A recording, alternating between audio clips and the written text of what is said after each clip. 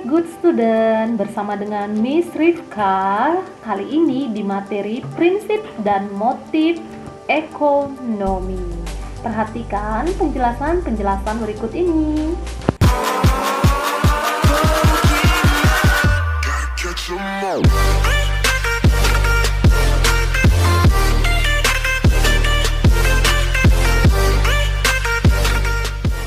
Oke, sekarang kita masuk ke pengertian prinsip ekonomi. Jadi, prinsip ekonomi itu adalah acuan dasar perilaku bagi para pelaku ekonomi dalam berbagai kegiatan ekonomi yang mengarahkan ke tindakan ekonomi.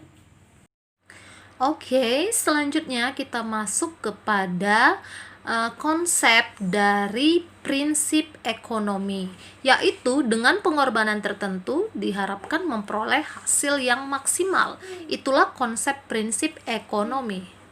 Oke, sekarang kita akan melihat contoh tindakan ekonomi yang berdasarkan kepada prinsip ekonomi. Yang pertama, melakukan proses produksi yang ada secara rasional sesuai dengan sumber daya yang ada. Yang kedua, mengeluarkan biaya yang efisien saat proses produksi dilakukan. Oke, selanjutnya kita akan masuk ke motif ekonomi. Apa itu motif ekonomi? Jadi, motif ekonomi itu adalah dorongan, motivasi, ataupun drive untuk melakukan tindakan ekonomi dalam upaya memperoleh benefit atau manfaat dan profit ataupun keuntungan.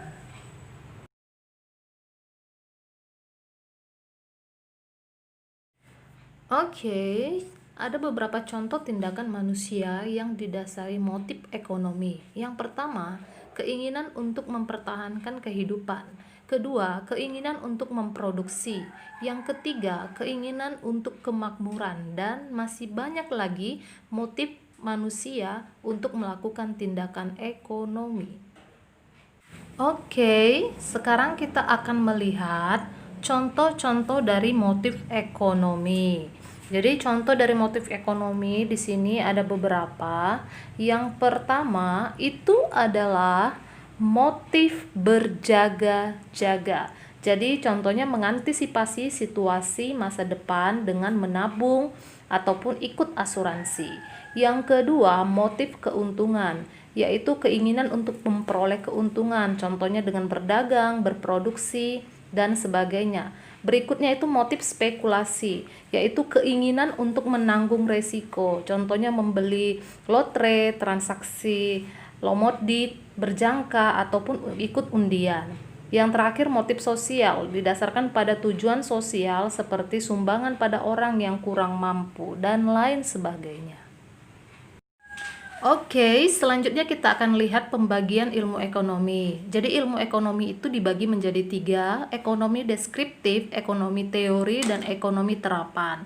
Sementara ekonomi teori itu dikelompokkan menjadi 2 lagi, yaitu ekonomi mikro dan ekonomi makro. Yang pertama, ilmu ekonomi deskriptif. Jadi ilmu ekonomi deskriptif itu yaitu ilmu ekonomi yang mengumpulkan semua kenyataan penting yang berhubungan dengan suatu persoalan ekonomi ataupun topik tertentu. Jadi itulah pengertian dari ekonomi deskriptif. Dia cenderung untuk mengumpulkan informasi ataupun data penting yang berhubungan dengan masalah ekonomi. Nah, di sini kita akan melihat permasalahan yang dihadapi oleh ekonomi makro, itu seperti kemiskinan dan pemerataannya, krisis nilai tukar, hutang luar negeri, perbankan, kredit macet, inflasi, pertumbuhan ekonomi, pengangguran, dan semuanya ini dibahas dalam ekonomi makro. Baik, sekarang kita akan melihat ilmu ekonomi teori yang dikelompokkan menjadi ilmu ekonomi makro dan ilmu ekonomi mikro. Ilmu ekonomi makro adalah ilmu yang mempelajari kehidupan ekonomi nasional sebagai suatu keseluruhan. Analisisnya bersifat global dan tidak memperhatikan kegiatan ekonomi yang dilakukan oleh unit-unit kecil dalam perekonomian.